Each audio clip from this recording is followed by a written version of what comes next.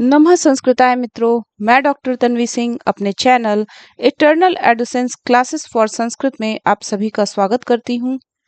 आज हम किरातार्जुनीयम के प्रथम संसर्ग का संस्कृत मूल पाठ और अनुवाद को लेकर उपस्थित हुए हैं।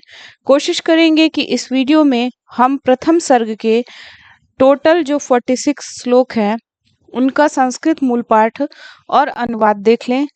उसके पहले मैं किरातार्जुनीयम के बारे में आपको थोड़ा बहुत बता देती हूँ, क्योंकि इसके पहले मैंने बहुत सारे किरातार्जुनीयम के वीडियो अपने चैनल पे अपलोड कर दिए हैं जिस पे किरातार्जुनीयम के बारे में विस्तृत जानकारी उपलब्ध है।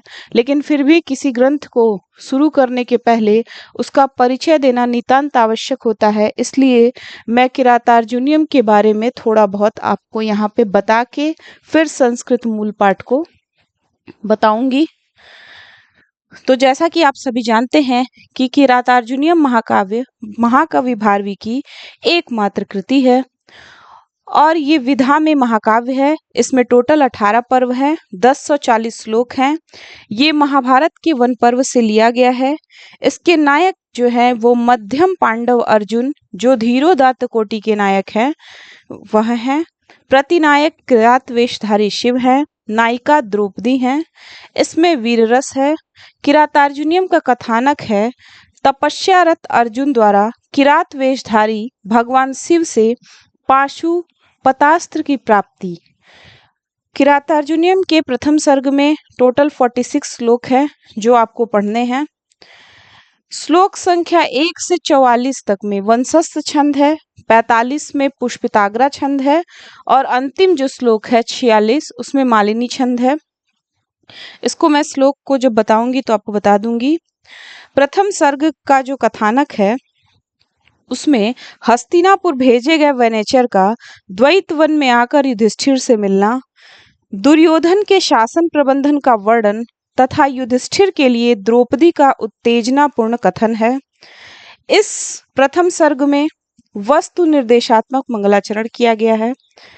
वनेचर प्रथम सर्ग में 25वें श्लोक तक वक्ता है, यानी आप 25वें श्लोक तक देखेंगे तो आपको कुछ भी नहीं करना है। अगर आप पहचान जाते हैं कि ये 25वें श्लोक तक के अंतर्गत है तो इसका जो वक्ता है वो वनेचर है, ठीक है। और जब वो चला जाता है तो उसके चले जाने पर युधिष्ठिर द्रौपदी के आवास में प्रवेश करते हैं। प्रथम सर्ग में युधिष्ठिर एक भी वाक्य नहीं बोलते हैं, केवल श्रोता के रूप में उनका वर्णन है। तो 25 तक आपको ध्यान रखना है वनेचर का है और उसके बाद सारा जो है वो द्रौपदी का कथन है। तो चलिए हम लोग अब किरातार्जुनीयम के प्रथम सर्ग का संस्कृत मूल पाठ देखेंगे और अनुवाद को देखेंगे। तो सबसे पहला श्लोक है जो मंगलाचरण भी है। श्रियः कुरुणाम धीपस्य पालिनीम प्रजाशुवृत्तिम यमयुंक्त वेत्तुम सवर्णिलिंगी विदितः समाययौ युधिष्ठिरम द्वैत वने वनेचरम। जैसा कि मैंने आपको बताया कि ये जो मंगलाचरण है ये वस्तु निर्देशात्मक मंगलाचरण है। इसका अनुवाद होगा कि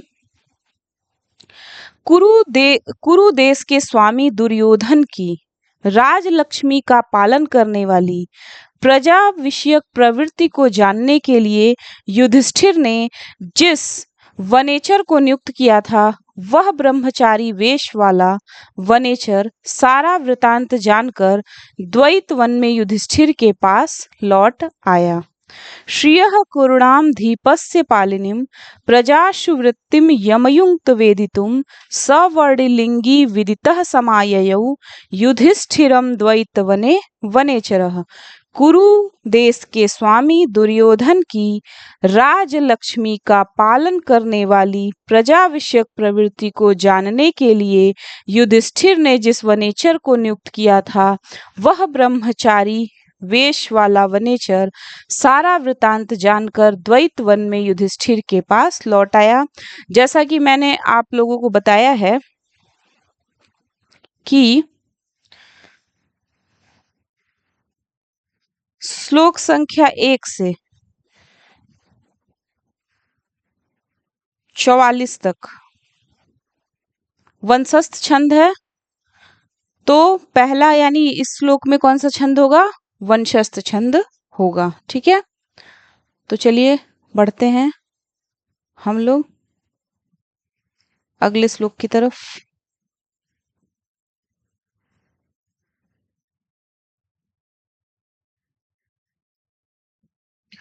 तो दूसरा श्लोक है, एकदम ध्यान से सुनिए ताकि आपको पहचान में आ जाए कि ये किस ग्रंथ का श्लोक है।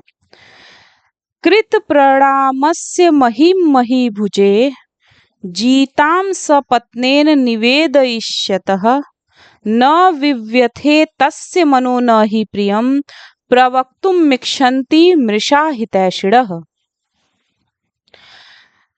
आप जैसा कि मैंने बताया है कि 25वें श्लोक तक वक्ता जो है वो वनेचर है, तो आप इस चीज को ध्यान में रखिएगा।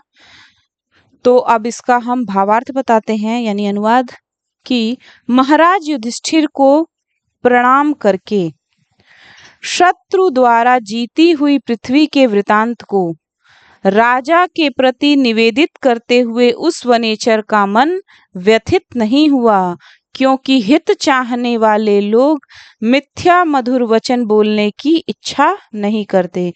तो ये जो लास्ट वाली लाइन है,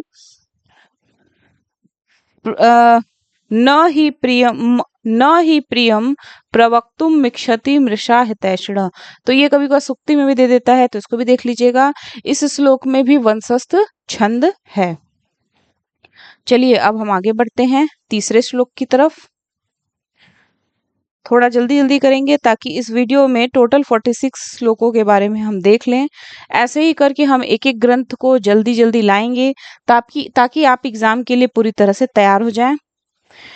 द्विषा विधाताय विधातुमिक्षतो रहस्यनुज्ञामधिगम्य भूभृतः सौष्ठवोदार्य विशेषशालिनीं विनिश्चितार्थमिति वाचमाददे। ये वाला जो लाइन है, सौष्ठवोदार्य विशेषशालिनीं विनिश्चितार्थमिति वाचमादते, ये सुक्ति के रूप में दे देता है और पूछ देता है कि कहाँ से है। तो ये सब आपको ध्यान रखना है हर श्लोक को पढ़ने से पहले। तो द्विषाम विधाताय विधातुम इक्षितो रहस्यनुज्ञामधिगम्य भूभृतः सौष्ठवोदार्य विशेषशालिनीं विनिश्चितार्थमिति वाचमाददे। शत्रुओं के नाश के लिए कार्य करने की इच्छा वाले राजा युधिष्ठिर की एकांत में आज्ञा प्राप्त करके उस वनेचर ने शब्द सौष्ठव और अर्थ गौरव के वैशिष्ट से सुशोभित तथा सुनिश्चित अर्थ वाली इस प्रकार की वाणी अंगीकृत की अर्थात कही। अगला श्लोक, चौथा श्लोक देख लेते हैं। मैं फिर से बता देती हूँ कि 1 से 44 श्लोक तक वंशज छंद का प्रयोग है। आगे है क्रियासु युक्तैर्नृपचार चक्षुषो न वंचनीयाः प्रभवो अनुजीविभिः अतो अर्हसि छन्तुम साधु साधुवा हितम मनुहारी च दुर्लभ वचः। वनेचर कहता है, हे राजन, कार्यों में नियुक्त किए गए सेवकों द्वारा गुप्तचर रूपी नेत्रों वाले राजा लोग ठगे नहीं जाने चाहिए। अतएव मेरे अप्रिय अथवा प्रिय वचन को क्षमा करें, क्योंकि हितकर और मनोहर वचन दुर्लभ होता है। ठीक है, तो ये वाली जो लाइन है, ये वाली लाइन हितम मनोहारी च दुर्लभ वचः, ये भी दे देता है सुक्ति के रूप में और पूछ देता है कि ये किस ग्रंथ से लिया गया है। तो ये आपको ध्यान रखना है, तो इसीलिए कोई भी चीज बहुत ही ध्यान से पढ़िए। अगला श्लोक देखते हैं, 5वां श्लोक।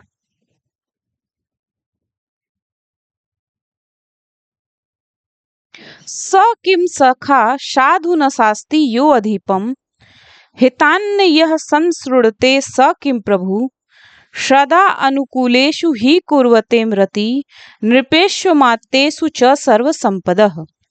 वनेचर कहता है कि जो राजा को हितकर उपदेश नहीं करता वह कुमित्र है, जो हितैषी व्यक्ति से उपदेश नहीं सुनता वह कुत्सित राजा है, क्योंकि राजाओं और अमात्यों के परस्पर अनुकूल होने पर समस्त संपदाएं सर्वदा अनुराग करती हैं। अगला श्लोक। निसर्ग दुर्बोधम बोध विक्लवा क्व भूपतीनां चरितं क्व जन्तवः तवानुभावो अयम वेद यन्मया निगूढ़ तत्वम नैवर्तो विद्विषाम। वनेचर कहता है कि कहाँ स्वभाव से ही दुर्गेय राजाओं का चरित्र और कहाँ अज्ञान से विकल मुझ जैसे प्राणी। तथापि जो मेरे द्वारा शत्रुओं का गुप्त तत्वों वाला नीति मार्ग जान लिया गया, यह आपका ही प्रभाव है। निसर्ग दुर्बोधम बोध विक्लवाः क्व भूपति नाम चरितम क्व जन्तवः तवानुभावो अयम वेद यन्मया निगूढ़ तत्वम नैवर्तो विद्विषाम। कहाँ स्वभाव से ही दुर्गेय राजाओं का चरित्र और कहाँ अज्ञान से विकल मुझ जैसे प्राणी। तथापि जो मेरे द्वारा शत्रुओं का गुप्त तत्वों वाला नीति मार्ग जान लिया गया, यह आपका ही प्रभाव है। तो चलिए अब आगे बढ़ते हैं।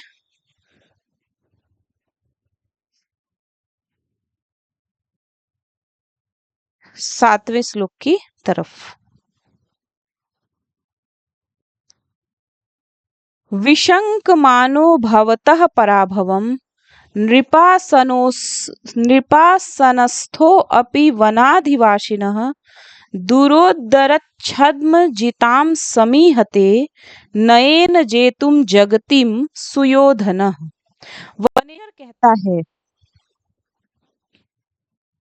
वनेचर क्या कहता है?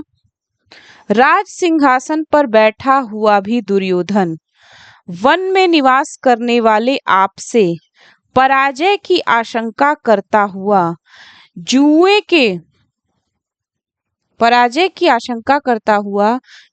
के छल से जीती हुई पृथ्वी को नीति से जीतने के लिए प्रयत्न कर रहा है।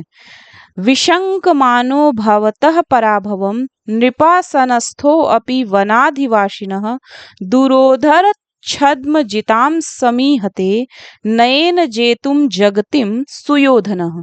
राज सिंहासन पर बैठा हुआ भी दुर्योधन वन में निवास करने वाले आपसे पराजय की आशंका करता हुआ जुए के छल से जीती हुई पृथ्वी को नीति से जीतने के लिए प्रयत्न कर रहा है। तो इसको भी आप लोग देख लीजिए। ये सब में वंशज छंद है, ये बात आपको ध्यान रखनी है। अब हम 8वां श्लोक को देखते हैं। 8वें श्लोक में है, तथापि जिह्वः स भवज्जिगीषया तनोति शुभ्रम गुण संपदा यशः समुन्नयन भूति मनार्य संगमाद वरम विरोधो अपि समम महात्मभि। ये वाली जो लाइन है, वरम विरोधो अपि समम महात्मभि, ये दे देता है एग्जाम में पूछता है कि ये किस ग्रंथ से लिया गया है। तो इसका अनुवाद देख लेते हैं। फिर भी, वनेचर कहता है कि फिर भी अर्थात आपके द्वारा पराजय से सशंकित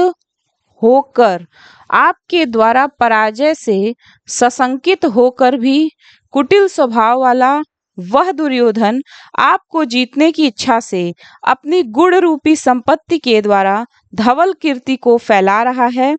ऐश्वर्य को बढ़ाता हुआ महापुरुषों के साथ विरोध भी दुष्टों के समागम से अच्छा है।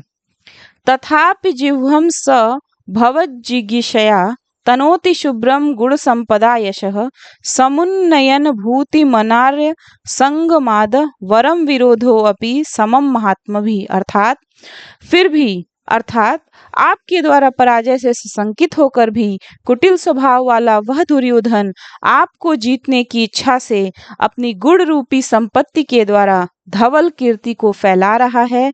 ऐश्वर्य को बढ़ाता हुआ महापुरुषों के साथ विरोध भी दुष्टों के समागम से अच्छा है।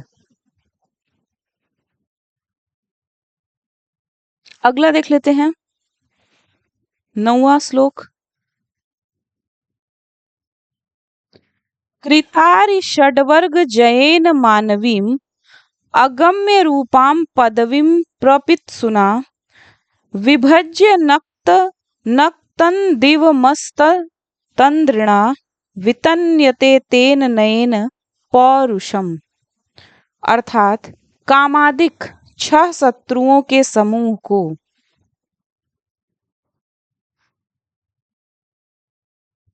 जीत लेने वाले तथा मनु द्वारा उपदिष्ट दुष्प्राप्य स्वरूप वाली शासन पद्धति को प्राप्त करने के इच्छुक आलस्य रहित उस दुर्योधन के द्वारा रात्रि और दिन का समुचित विभाजन करके नीति से पुरुषार्थ का विस्तार किया जा रहा है। कृतारि षड्वर्ग जयेन मानवीम अगम्य रूपाम पदवीं प्रपित्सुना विभज्य नक्तं दिव मस्त तंद्रिणा वितन्यते तेन नयेन पौरुषम। अर्थात कामादिक 6 शत्रुओं के समूह को जीत लेने वाले तथा मनु द्वारा उपदिष्ट दुष्प्राप्य स्वरूप वाली शासन पद्धति को प्राप्त करने के इच्छुक आलस्य रहित उस दुर्योधन के द्वारा रात्रि और दिन का समुचित विभाजन करके नीति से पुरुषार्थ का विस्तार किया जा रहा है।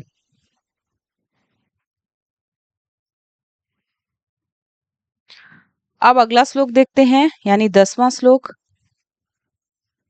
सखी निव प्रीति युजो अनुजीविनः सखी निव प्रीति युजो अनुजीविनः समान मानान सुहृदश्च बंधुभिः ससंतप्तं दर्शयते गतस्मयः कृताधिपत्यामिव साधु बंधुताम।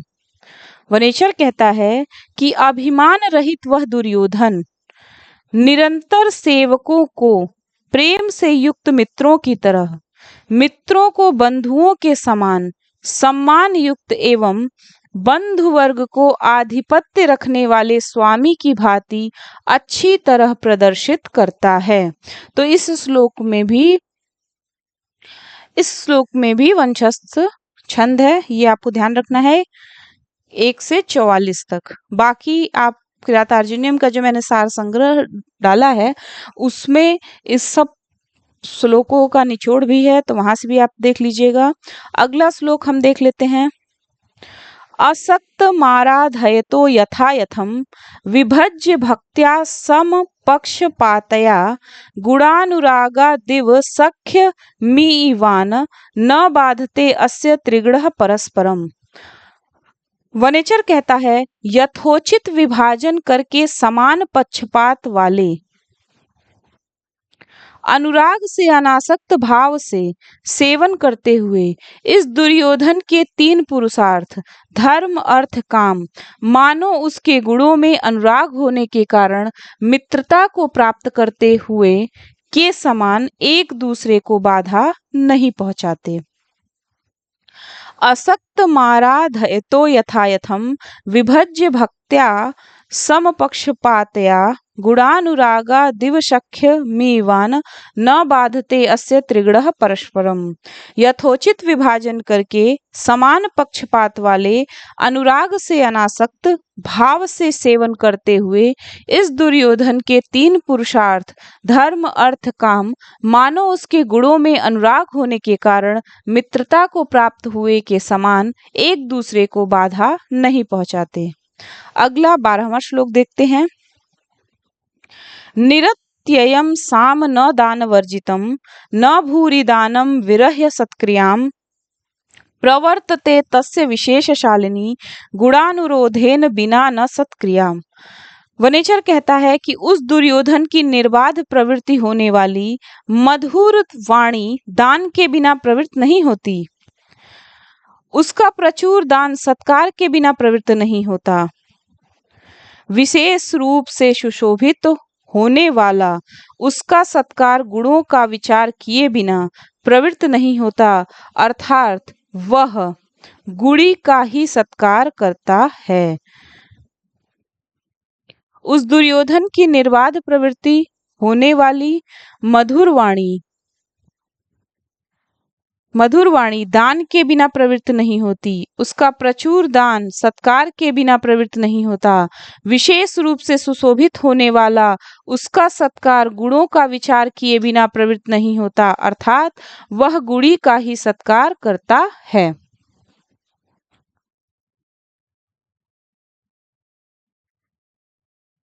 तो चलिए अब बढ़ते हैं 13वें श्लोक की तरफ।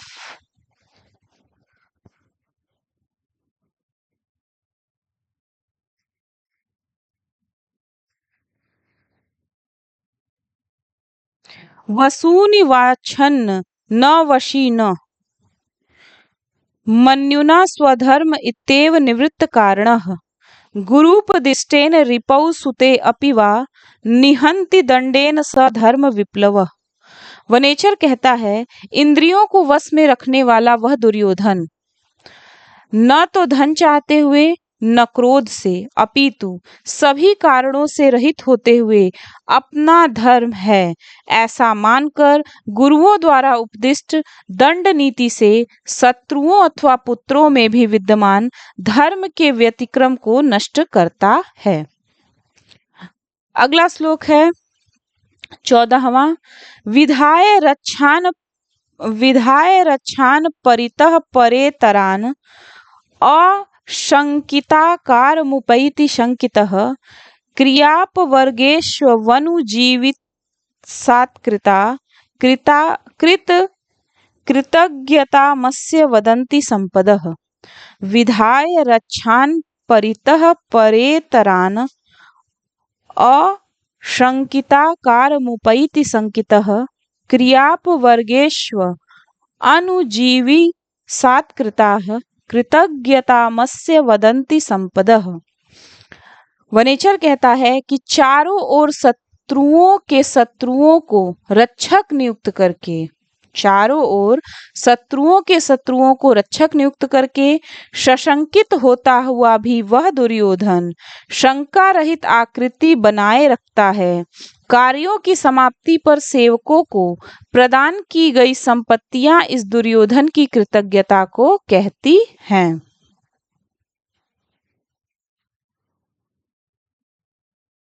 अगला और 15वां श्लोक है। अनारतं तेन पदेषु लंभिता विभज्य सम्यग् विनियोग सत्क्रियाः फलन्त्युपाया परिबृंहितायति उपेत्य संघर्षमिवार्थ संपदः। अनारतं तेन पदेषु लंभिता विभज्य सम्यग् विनियोग सत्क्रियाः फलन्त्युपाया परिबृंहितायति उपेत्य संघर्षमिवार्थ संपदः।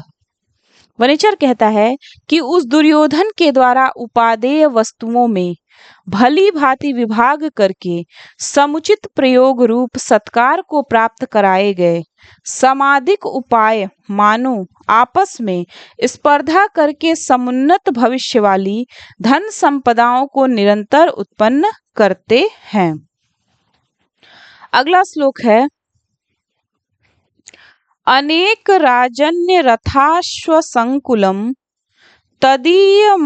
तदीयमास्थान निकेतनाजिरम नयत्य युग्म छद गंधिरांद्रताम भृंश नृपोपाय नंदती नाम मद।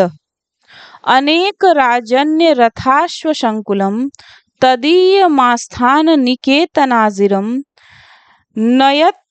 नयत्य युग्म छद गंधिरांद्रताम भृशम नृपोपाय नदंती नाम मदः। अर्थात राजाओं के द्वारा उपहार में दिए गए हाथियों का सप्तपर्ण के पुष्प की गंध वाला मद जल अनेक राजाओं के रथों और घोड़ों से भरे हुए उस दुर्योधन के आंगन को अत्यधिक गीला कर देता है। अगला श्लोक है। सुखेन लभ्या दहतः कृषिवलई अकृष्ट पच्या इव सस्य संपदः वितन्वती क्षेम मदेव मातृका मातृकाश्चिराय तस्मिन् कुरवश्च का सती। फिर से देख लीजिए। सुखेन लभ्या दधतः कृषिवलई अकृष्ट पच्या इव सस्य संपदः वितन्वती क्षेम मदेव मातृकाश्चिराय तस्मिन् कुरवश्च का सती। अर्थात पर्याप्त समय से उस दुर्योधन के द्वारा प्रजाओं का कल्याण करते रहने पर वर्षा पर आश्रित न रहने वाला कुरु देश मानो बिना जुताई के ही पकने वाली अतः अनायास प्राप्त होने वाली धान्य संपत्तियों को किसानों के द्वारा धारण करते हुए सुशोभित हो रहा है। तो ये सब वनेचर कह रहा है, इसको आप लोग को ध्यान में रखना है।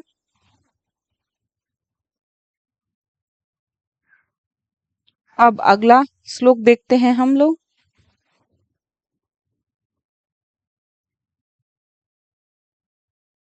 उदार कीर्तेरुदयं दयावतः प्रशांत बाधम दिशतो अभिरक्षया स्वयं प्रदुग्धे अस्य गुणैरूप स्नुता वसूपमानस्य वसूनि मेदिनी। उदार कीर्तेरुदयं दयावतः प्रशांत बाधम दिशतो अभिरक्षया स्वयं प्रदुग्धे अस्य गुणैरूप स्नुता वसूपमानस्य वसूनि मेदिनी। विशाल कीर्ति वाले दयालु सब ओर से रक्षा के द्वारा उपद्रव रहित अभ्युदय को संपादित करते हुए कुबेर के समान इस दुर्योधन के गुणों से द्रवीभूत हुई पृथ्वी संपदाओं को स्वयं ही प्रदान कर रही है। अगला श्लोक है, ये बहुत इंपॉर्टेंट है। महौ जसो मान धना धनार्चिता धनुर्भृतः संयति लब्ध कीर्तयः न संहतास्तस्य न भिन्न वृत्तयः प्रियाणि वाञ्छन्युत्सुभिः समीहितुम्। महौ जसौ मान धना धनार्चिता धनुर्भृतः संयति लब्ध कीर्तयः न संहतास्तस्य न भिन्न वृत्तयः प्रियाणि वाञ्छन्युत्सुभिः समीहितुम्। अर्थात वनेचर कहता है, पराक्रमी मान रूपी धन वाले, धन से सत्कृत, युद्ध में कीर्ति अर्जित कर लेने वाले, परस्पर गुटबंदी न करने वाले, एक दूसरे के विरुद्ध आचरण न करने वाले धनुर्धर योद्धा उस दुर्योधन के प्रिय कार्यों को प्राणपण से पूरा करने की इच्छा करते हैं। अब हम बढ़ते हैं 20वें श्लोक की तरफ। मही भृताम सच्चरितैश्चरैः क्रिया सवेद निःशेषम शेषित क्रियः महोदस्यैस्तस्य हितानुबन्धिभिः प्रतीयते धातु रिवेहितं फलैः। महीभृतां सच्चरितैश्चरैः क्रियाः सवेद निःशेषमशेषित क्रियः महोदयैस्तस्य हितानुबन्धुभिः प्रतीयते धातु रिवेहितं फलैः। अर्थात वनेचर कहता है कि कार्यों को पूर्ण रूप से संपन्न कर लेने वाला वह दुर्योधन उत्तम चरित्र वाले गुप्तचरों द्वारा राजाओं की क्रिया को संपूर्ण रूप से जान लेता है। विधाता की भांति उस दुर्योधन के कार्य अत्यधिक उत्कर्ष वाले हितकारक परिणाम वाले फलों के द्वारा ही प्रतीत होते हैं। कार्यों को पूर्ण रूप से संपन्न कर लेने वाला वह दुर्योधन उत्तम चरित्र वाले गुप्तचरों द्वारा राजाओं की क्रियाओं को संपूर्ण रूप से जान लेता है। विधाता की भांति उस दुर्योधन के कार्य अत्यधिक उत्कर्ष वाले हितकारक परिणाम वाले फलों के द्वारा ही प्रतीत होते हैं। अब अगला हम देख लेते हैं।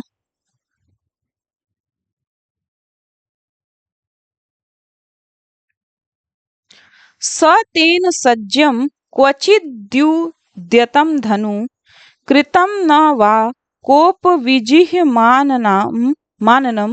गुणानुरागेण शिरोभिरुह्यते नराधिपैर्मदीयमानः माल्य मीवास्य शासनम। फिर से देख लीजिए।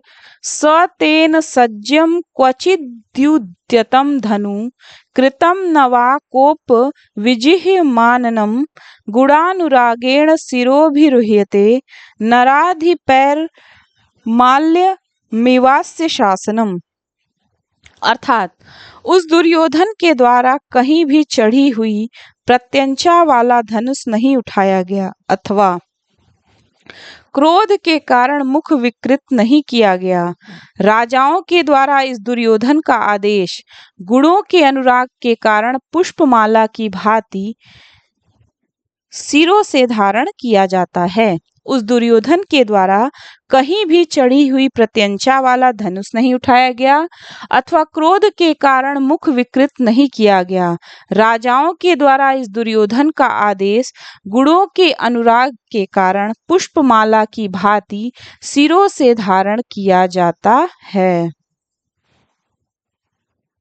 अब हम बढ़ते हैं 22वें श्लोक की तरफ।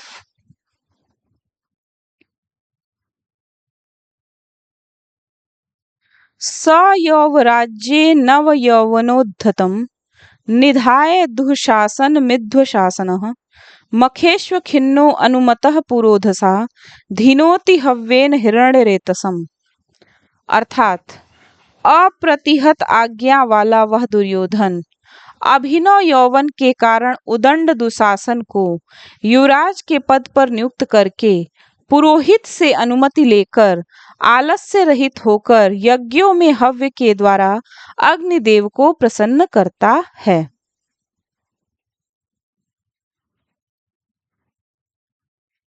अगला श्लोक।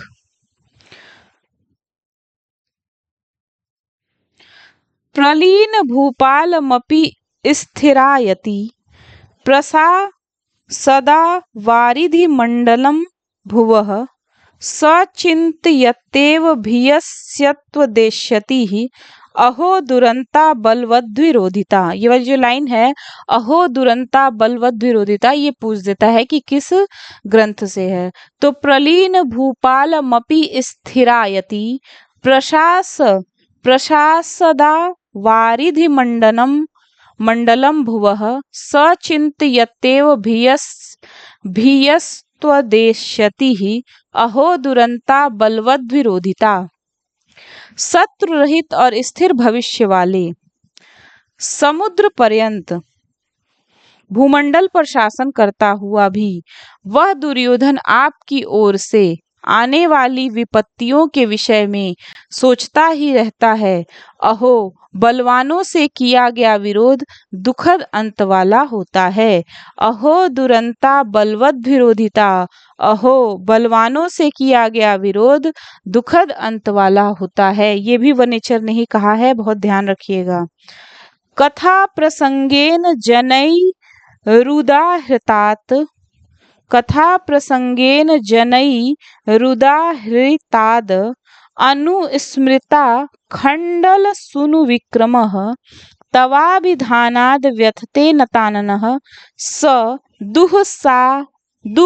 दुःसहान मंत्र पदाद्विरोगः।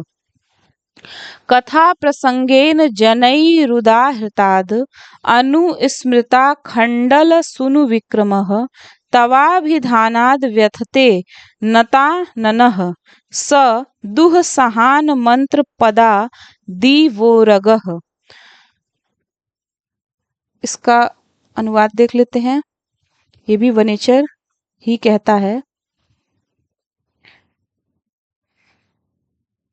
वार्तालाप में प्रसंगवश लोगों द्वारा उदाहरण स्वरूप उच्चरित आपके युधिष्ठिर नाम से अर्जुन के पराक्रम का स्मरण करके वह दुर्योधन श्रेष्ठ विश्ववैद्यों द्वारा उच्चारण किए गए गरुण और वासुकी के नाम से संयुक्त अत्यंत दुःसह मंत्र पद से विष्णु के वाहन भूत पक्षी गरुड़ के पाद प्रहार का स्मरण करके अधोमुख होकर व्यथित होने वाले सांप के समान अधोमुख होकर व्यथित होता है।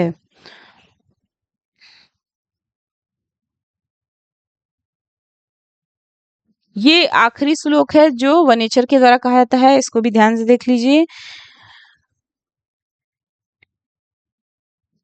तदाशु कर्तुम त्वयि जिह्मुद्यते विधीयताम तत्र विधेयमुत्तरम परप्रणीतानि वचांसि चिन्वताम प्रवृत्ति सारा खलु मादृशा गिरह। ये वाली लाइन दे देता है हमेशा, प्रवृत्ति सारा खलु मादृशाम गिरह। वनेचर कहता है, तो आपके प्रति छल करने को उद्यत उस दुर्योधन के प्रति उचित प्रतिक्रिया आपके द्वारा शीघ्र की जानी चाहिए। दूसरे लोगों के द्वारा कहे गए वचनों का संग्रह करने वाले लोग मुझ जैसों की बातें तो वृतांतों का सार मात्र होती हैं। तदाशु कर्तुम त्वयि जिह्मुद्यते विधीयताम तत्र विधेयमुत्तरम परप्रणीतानि वचांसि चिन्वताम प्रवृत्ति सारा खलु मादृशाम गिरह। अर्थात तो आपके प्रति छल करने को उद्धत उस दुर्योधन के प्रति उचित प्रतिक्रिया आपके द्वारा शीघ्र की जानी चाहिए। दूसरे लोगों के द्वारा कहे गए वचनों का संग्रह करने वाले मुझ जैसों की बातें तो वृतांतों का सार मात्र होती हैं। तो यहाँ तक वनेचर का कथन था। अब आगे देखते हैं, अगला श्लोक है, इतिर इत्वा गिरमात्त सत्क्रिये गते अथ पत्यौ वन सन्निवासिनाम प्रविश्य कृष्णा सदनम महीभुजा तदाच चक्षे अनुजसन्निधो वचः।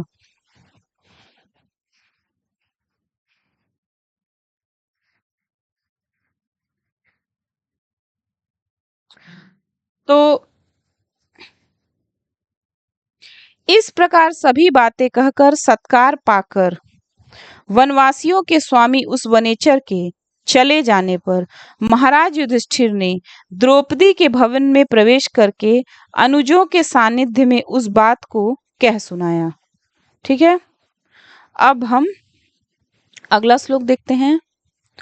निशम्य सिद्धिम द्विषतापम पाकृति इस्ततस्य तस्त्या विनीयन्तु मक्षमा नृपस्य मन्यु व्यवसाय दीपिनिः उदाजहार द्रुपदात्मजा गिरह। फिर से देख लीजिए। निशम्य सिद्धि द्विषताप पाकृति, निशम्य सिद्धि द्विषताम पाकृति इस्ततस्य ततस्तया विनीयन्तु मक्षमा नृपस्य मन्यु व्यवसाय दीपिनिः उदाजहार द्रुपदात्मजा गिरह। उसके पश्चात शत्रुओं की सफलता को सुनकर उनसे प्राप्त अपमानों को अथवा उद्भूत अपने मनोविकारों को सहन करने में असमर्थ द्रुपद की पुत्री द्रौपदी राजा युधिष्ठिर के क्रोध को उद्यम को उद्दीप्त करने वाले वचन बोली। अब यहाँ से द्रौपदी जो है बोल रही है। अब आपको यहाँ से ध्यान रखना है कि ये जो 28वें श्लोक से जितनी भी चीजें आएंगी, अगर पूछ देगा कि किसका कथन है तो आपको ध्यान रखना है द्रौपदी का। भवादृशेषु प्रमदा जनोदितम भवत्यधिक्षेप इवानुशासनम तथापि वक्तुम व्यवसाययन्ती मां निरस्तनारी समया दुराधयः। द्रौपदी कहती है युधिष्ठिर से, आप जैसों के विषय में नारी जनों द्वारा कहा गया उपदेश परक वचन अपमान के समान होता है, फिर भी स्त्री जनोचित शालीनता को नष्ट कर देने वाली दुष्ट मानसिक व्यथाएं मुझे बोलने के लिए प्रेरित कर रही हैं। अगला श्लोक है, अखंड माखंड तुल्य धाम भी, अखंड माखंड तुल्य धाम भी धामभिश्चिरं धृता भूपति भी स्ववंशजैः त्वयात्मः स्तेन मही मदच्युता मतंगजेन स्त्रगीवापवर्जिता। द्रौपदी कहती है कि इंद्र सदृश तेजस्वी अपने वंश में उत्पन्न हुए राजाओं के द्वारा चिरकाल तक अखंड रूप से धारण की गई पृथ्वी को आप अपने मद बहाने वाले हाथी के द्वारा अपनी ही सूंड से गिराई गई माला के समान अपने हाथ से गवा दिया। अगला श्लोक है, व्रजन्ति ते मूढ़धियः पराभवम् भवन्ति मायावीषु येन मायिनः प्रविश्य हि ध्वन्ति शठास्तथा विधान असंवृतांगा त्रिशिता इवेशवः। द्रौपदी कहती है कि जो लोग मायावियों के साथ मायावी नहीं होते वे मूर्ख लोग पराजय को प्राप्त होते हैं। धूर्त लोग बिना ढके हुए अंगों वाले उन जैसे लोगों को तीक्ष्ण बाणों के समान प्रविष्ट होकर निश्चित ही मार डालते हैं। व्रजन्ति ते मूढ़धियः पराभवम् भवन्ति मायावीषु येन मायिनः प्रविश्य हि ध्वनन्ति शठास्तथा विधान असंवृतांगा त्रिशिता इवेशवः। जो लोग मायावियों के साथ मायावी नहीं होते वे मूर्ख लोग पराजय को प्राप्त होते हैं। धूर्त लोग बिना ढके हुए अंगों वाले उन जैसे लोगों को तीक्ष्ण बाणों के समान प्रविष्ट होकर निश्चित ही मार डालते हैं। अगला श्लोक है, गुणानुरक्ता मनुरक्त साधनः कुलाभिमानी कुलजा नराधिपः परैस्त्वदन्य क इवापहारेन मनोरमा मात्मवधुभिः वधूमिव श्रियम। फिर से देख लीजिए, गुणानुरक्ता मनुरक्त साधनः कुलाभिमानी कुलजा नराधिपः परैस्वत वदन्य क इवापहारेन मनोरमा मात्मवधूमिव श्रियम। द्रौपदी कहती है कि अनुकूल सहायकों अथवा साधनों वाला एवं कुलीनता का गर्व रखने वाला आपके अतिरिक्त अन्य कौन राजा होगा जो गुणों में अनुरक्त कुलीन एवं मनोहारिणी अपनी पत्नी के समान साम दानादि गुणों में अनुरक्त एवं कुलक्रम से आई हुई मनोहारिणी राजलक्ष्मी को दूसरों से अपहृत कराएगा।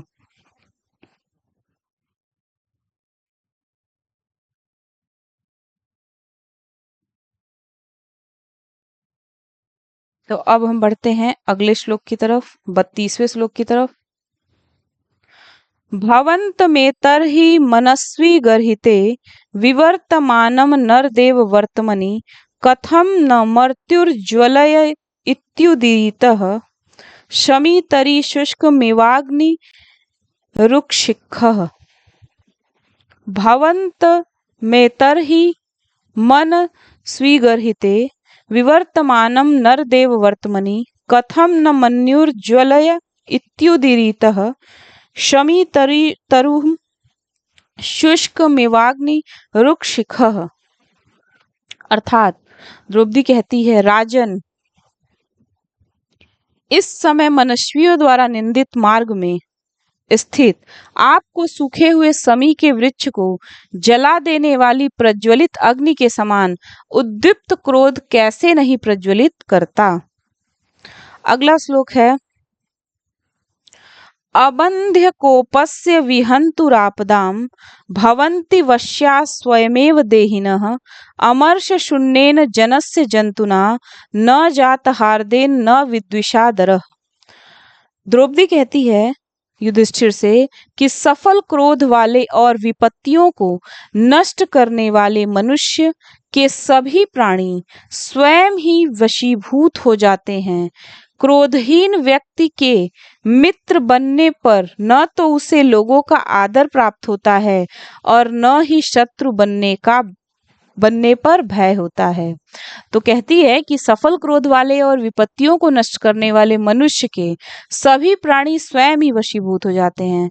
क्रोधहीन व्यक्ति का न तो ही कोई मित्र बनने पर न तो उसे लोगों को आदर प्राप्त होता है और न ही शत्रु बनने पर भय होता है। अगला है, परिभ्रम लोहित चंदनोचितः, परिभ्रम लोहित चंदनोचितः, पदातिरन्त गिरिरेणुरुषितः, महारथः सत्यधनस्य मानसं दुनोति नो कच्चिदयं वृकोदरः। लाल चंदन का लेप करने वाला, लाल चंदन का लेप करने वाला महारथी, किंतु अब पैदल पर्वतों पर घूमते हुए धूलि धूसरित यह भीम, क्या आप सत्यसंध के मन को व्यथित नहीं करता? अगला श्लोक है, विजित्य यह प्राज्यमयच्छदुत्तरान् कुरून् कुप्यं वसु वासवोपमः, सवल्कल वासांसि तवाधुनारहन् करोति मन्यु न कथम धनंजयः। विजित्य यह प्राज्यमयच्छदुत्तरान् कुरून् कुप्यं वसु वासवोपमः, सवल्क वासांसि तवाधुनाहरन् करोति मन्यु न कथम धनंजय। द्रौपदी कहती है कि इंद्र तुल्य पराक्रम वाले जिस अर्जुन ने उत्तर कुरुओं को जीतकर प्रभूत स्वर्ग, प्रभूत स्वर्ण और रजत रूपी संपदा आपको प्रदान की थी, वही अर्जुन अब वल्कल वस्त्रों को लाता हुआ आपके क्रोध को कैसे नहीं उत्पन्न करता। तो आप ये देख रहे हैं कि ये सब द्रौपदी का उत्तेजनापूर्ण कथन है जो वो दुर्योधन से कह रही हैं।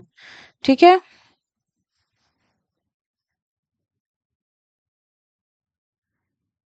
अब हम आगे बढ़ते हैं। अगला श्लोक है,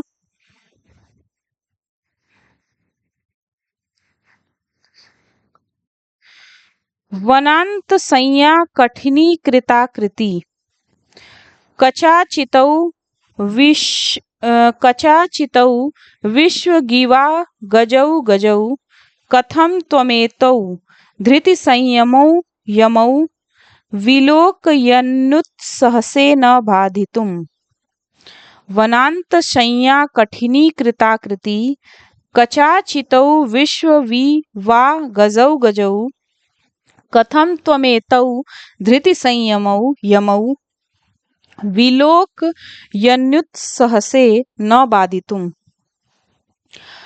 द्रौपदी कहती है कि वन भूमि रूपी सैया के कारण कठोर शरीर वाले, सब और बालों से ढके हुए दो पर्वतीय हाथियों के समान इन दोनों जुड़वे भाइयों को देखते हुए तुम अपने धैर्य और संयम को त्यागने के लिए क्यों उद्धत नहीं होते। ठीक है, अगला श्लोक है,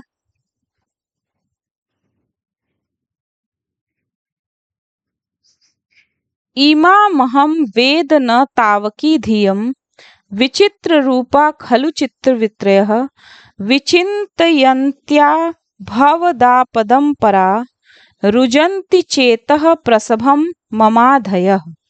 इमामहं वेद न तावकीं धियं, विचित्र रूपां खलु चित्रवित्रयः, विचिन्तयन्त्या भवदापदं परा, रुजन्ति चेतः प्रसभं ममाधयः। द्रौपदी कहती है कि तुम्हारी इस बुद्धि को मैं नहीं जानती, क्योंकि चित्तवृत्तियां विचित्र रूपों वाली होती हैं, किंतु आपकी महान विपत्तियों को सोचते हुए मेरी मनोव्यथाएं मेरे चित्त को बलपूर्वक छत विछत कर देती हैं। तो द्रौपदी कह रही है युधिष्ठिर से कि तुम्हारी इस बुद्धि को मैं नहीं जानती, क्योंकि चित्तवृत्तियां विचित्र रूपों वाली होती हैं, किंतु आपकी महान विपत्तियों को सोचते हुए मेरी मनोव्यथाएं मेरे चित्त को बलपूर्वक छत विछत कर देती हैं। अगला श्लोक है, पुराधिरूढ़ शयनम महाधनम, विबोध्यसे यह स्तुति गीत मंगलैः, अदभद्र भामधीशय्य सस्थलिं जहासि निद्रां शिवै शिवारुतैः पुराधिरूढः शयनं महाधनं विबोध्यसे यः स्तुतिगीतिमङ्गलैः अद्भद्र भाम धीशय्य सस्थलिं जहासि निद्राम शिवै शिवारुतैः। द्रौपदी कहती है कि जो आप पहले बहुमूल्य सैया पर शयन किए हुए मांगलिक स्तुतियों और गीतों के द्वारा जगाए जाते थे, वहीं आप बहुत से कुशों वाली भूमि पर शयन कर श्रृगालियों के अमंगल सूचक शब्दों के श्रवण से निद्रा त्यागते हैं। अगला श्लोक है पुरोपनीतम नृप रमणीयकम द्विजातिशेषेण यदेत दंधसा तदद्यते वन्यफलाशिनः परम परैति कार्श्यम यशसां समं वपुः। पुरोपनीतम नृपरमणीयकम द्विजातिशेषेण यदेत दंधसा तदद्यते वन्यफलाशिनः परम परैति कार्श्यम यशसां समं वपुः। द्रौपदी कहती है, हे राजन, आपका जो यह शरीर पहले ब्राह्मणों के भोजन के पश्चात बचे हुए अन्न से रमणीयता को प्राप्त हो गया था, आज जंगली फलों को खाने से आपका वह शरीर आपके यश के साथ अत्यधिक क्षीणता को प्राप्त हो रहा है। अगला श्लोक है अनारतम यौ मणिपीठ शायिना वरंजय द्वाजशिरः स्त्रजां रजः निसीदतस्तौ चरणौ वनेषु ते मृगद्विजालून शिखेषु बहिर्शाम। द्रौपदी कहती है कि निरंतर मणिमय पादपीठ पर स्थित रहने वाले जिन चरणों को राजाओं की शिरोमालाओं की पराग धूलि रंजित करती थी, आज आपके वही दोनों चरण हरिणों और ब्राह्मणों द्वारा काटे गए अग्रभाग वाले कुशों के समूहों पर पड़ते हैं। अगला श्लोक है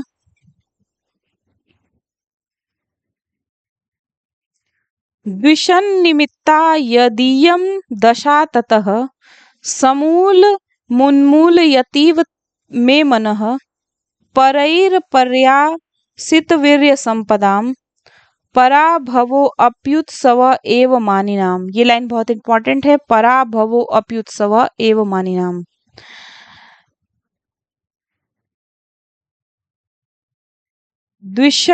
द्विषन्निमित्ता यदीयं दशा ततः समूलमुन्मूलयतीव मे मनः परैर्पर्यासितवीर्य संपदाम पराभवो अप्युत्सव एव मानिनाम। द्रौपदी कहती है, चूंकि आपकी यह दशा शत्रुओं के कारण हुई है, अतः मेरा मन समूल उखड़ा सा जा रहा है। शत्रुओं द्वारा नष्ट न की गई पराक्रम रूपी संपत्ति वाले स्वाभिमानियों के लिए पराजय भी उत्सव रूप ही है। अगला श्लोक है 42वां विहाय शांतिम नृप धाम तत्पुनः प्रसीद संधेहि वधाय विद्विषां व्रजन्ति शत्रून् वधूय निःस्पृहा शमेन सिद्धि मुनियो न भूभृतः। ये वाली लाइन जो लास्ट वाली है, समेन सिद्धि मुनियो न भूभृतः, ये भी पूछता है। विहाय शांतिम नृप धाम तत्पुनः प्रसीद संदेहि वधाय विद्विषां व्रजन्ति शत्रून् वधूय निःस्पृहा शमेन सिद्धि मुनियो न भूभृतः। हे राजन, शांति त्याग कर शत्रुओं के वध के लिए प्रसन्न होइए। द्रौपदी कहती है कि हे राजन, शांति त्याग कर शत्रुओं के वध के लिए प्रसन्न होइए, उस तेज को पुनः धारण कीजिए। निष्काम मुनिजन ही काम क्रोधादि आंतरिक शत्रुओं को परास्त करके शांति के द्वारा सिद्धि प्राप्त करते हैं, राजा लोग नहीं। अब अगले श्लोक की तरफ बढ़ते हैं। पुरः सरा धामवताम यशोधना सुदुः सहम प्राप्य निकारमीदृशम भवादृशाश्वे दधि कुर्वते रतिम निराश्रया हंत हता मनस्विता। तो ये वाली जो लाइन है निराश्रया हंत हता मनस्विता, ये भी पूछता है। पुरः सरा धामवताम यशोधना सुदुः सहम प्राप्य निकारमीदृशम भवादृशाश्वे दधि कुर्वते रतिम निराश्रया हंत हता मनस्विता। द्रौपदी कहती है कि तेजस्वियों में अग्रणी तथा यश रूपी धन वाले आप जैसे लोग यदि इस प्रकार के अतीव दुस्सह अपमान को प्राप्त करके भी संतोष करते हैं तो खेद है कि मनस्विता आश्रयहीन होकर नष्ट हो गई। तेजस्वियों में अग्रणी तथा यश रूपी धन वाले आप जैसे लोग यदि इस प्रकार के अतीव दुस्सह अपमान को प्राप्त करके भी संतोष करते हैं तो खेद है कि मनस्विता आश्रयहीन होकर नष्ट हो गई। अगला श्लोक है अथ क्षमामेव निरस्त विक्रमश्चिराय अथ क्षमामेव निरस्त विक्रमश्चिराय पर एषि सुखस्य साधनम विहाय लक्ष्मीपति लक्ष्मकारमुकम जटाधरः संजुहुदिह पावकम अथ क्षमामेव निरस्त विक्रमश्चिराय पर एषि सुखस्य साधनम विहाय लक्ष्मीपति लक्ष्मकारमुकम जटाधरः संजुहुदिह पावकम। और यदि पराक्रम का परित्याग करके आप क्षमा को ही चिरकाल के लिए सुख का साधन मानते हैं तो राज चिन्ह रूप धनुष को त्याग कर और जटा धारण करके यही वन में अग्नि में होम कीजिए।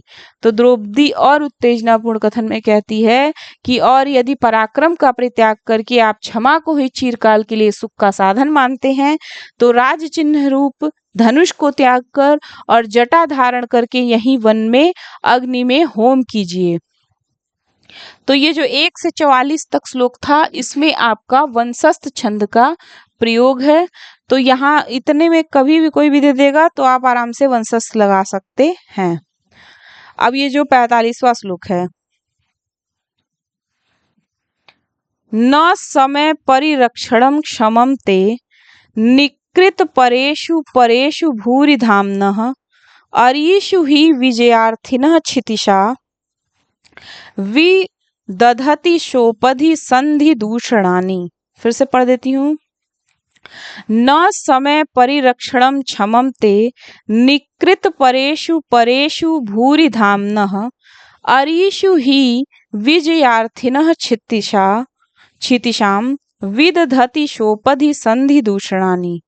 द्रौपदी कहती है कि शत्रुओं के आपके प्रति अपकार में लगे रहने पर परम तेजस्वी आपके लिए समय की प्रतीक्षा करनी उचित नहीं अथवा संधि के नियमों की रक्षा करनी उचित नहीं है, क्योंकि विजय की अभिलाषा वाले राजा लोग शत्रुओं के विषय में की गई संधियों को छल पूर्वक भंग कर देते हैं।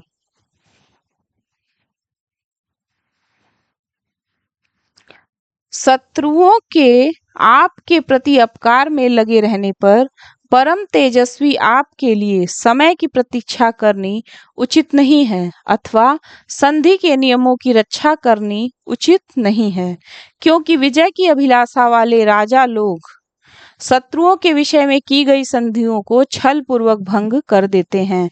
तो यहाँ पे इम्पोर्टेंट ये है कि जो 45वां श्लोक है इसमें जो है पुष्पिताग्रा छंद है। तो इसको आप लोग नोट कर लीजिएगा कि 45वें में पुष्पिताग्रा छंद है और 46वें में मालिनी छंद है। तो क्रम लगाने के लिए देता है कि प्रथम सर्ग का छंद का क्रम, तो सबसे पहले वंशस्थ, फिर पुष्पिताग्रा, फिर मालिनी। तो ये लास्ट श्लोक है, इसको ध्यान से देखिए। इसी के साथ ये ग्रंथ का पूरा मूल पाठ और उसका अनुवाद आपका कंप्लीट हो जाएगा। और बाकी मैंने इसका बहुत अच्छा वीडियो अपने चैनल पे अपलोड कर दिया है, जहाँ से प्रश्न बनेंगे तो उसको भी आप लोग जाके देख लीजिएगा। विधि समय नियोगा द्विप्ति संहार जिह्वम् शिथिल वसुम गाधे मग्न मापत्य पयोधौ रिपुतिमिर मुदस्योदीयमानं दिनादौ दिनकृतमिव लक्ष्मीस्त्वां सभ्ययेतु भूयः। फिर से देख लीजिए। विधि समय नियोगा द्विप्ति संहार जिह्वम् शिथिल वसुम गाधै मग्न मापत्य पयोधौ रिपुतिमिर मुदस्योदीयमानं दिनादौ दिनकृतमिव लक्ष्मीस्त्वां समभ्येतुं भूयः।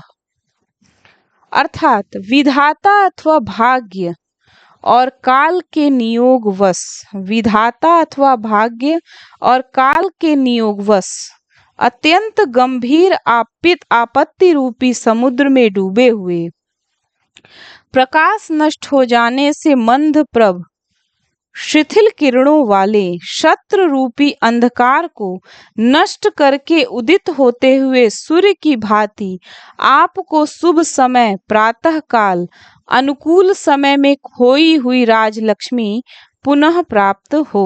तो प्रथम सर्ग के आखिरी श्लोक में द्रौपदी कहती है कि विधाता अथवा भाग्य और काल के नियोगवश अत्यंत गंभीर आपत्ति रूपी समुद्र में डूबे हुए, प्रकाश नष्ट हो जाने से मंद प्रभ शिथिल किरणों वाले शत्रु रूपी अंधकार को नष्ट करके उदित होते हुए सूर्य की भांति आपको शुभ समय प्रातः काल अनुकूल समय में खोई हुई राजलक्ष्मी पुनः प्राप्त हो। तो ये जो आपका 46वां श्लोक है, इसमें मालिनी छंद है। 45वें में जैसा कि मैंने आपको बताया था कि 45वें में आपका पुष्पिताग्रा छंद है, इसमें पुष्पिताग्रा छंद है। एक मिनट, इसमें पुष्पिताग्रा छंद है और ये टोटल जो 1 से 44 तक है उसमें वंशस्थ छंद है। तो इसको आप लोग पूरा देख लीजिएगा। टोटल प्रथम सर्ग में 46 श्लोक हैं और इसमें 1 से 25 तक का वक्ता जो है वो वनेचर है। उसके बाद जो है द्रौपदी जो है वो युधिष्ठिर से उत्तेजनापूर्ण कथन कहती हैं। तो आपको कुछ चीजें ध्यान में रखनी है। आप किरातार्जुनीयम का जो सार संग्रह मैंने अपने चैनल पे अपलोड किया है, अब वहां जाके पढ़ेंगे तो आपको इन सब चीजों से बनने वाले प्रश्न एक साथ मिल जाएंगे। तो ऐसे ही मैं अब एक एक ग्रंथ का संस्कृत का मूल पाठन लेकर आऊंगी और उसके अनुवाद को बता दूंगी। तो ऐसे आप जो है सातों ग्रंथों को बड़े ही आराम से देख लेंगे। वीडियो कैसा लगा कमेंट बॉक्स में जरूर बताइएगा। मैंने कोशिश किया था कि इसमें पूरे प्रथम सर्ग के श्लोकों को बता दिया जाए, तो मैंने आपको प्रथम सर्ग के पूरे श्लोकों को एक बार बता दिया है। तो आप इस वीडियो को आराम से अच्छे से देखिएगा। तो चलिए मिलते हैं अगली क्लास में अगली वीडियो के साथ। तब तक के लिए नमः संस्कृताय। धन्यवाद मित्रों। अगर आपने हमारे चैनल को सब्सक्राइब नहीं किया है तो आप हमारे चैनल को जरूर सब्सक्राइब करिए ताकि आगे आने वाली वीडियो की नोटिफिकेशन आपको आसानी से मिल जाए। तो चलिए मिलते हैं अगली क्लास में। तब तक के लिए धन्यवाद। नमः संस्कृताय।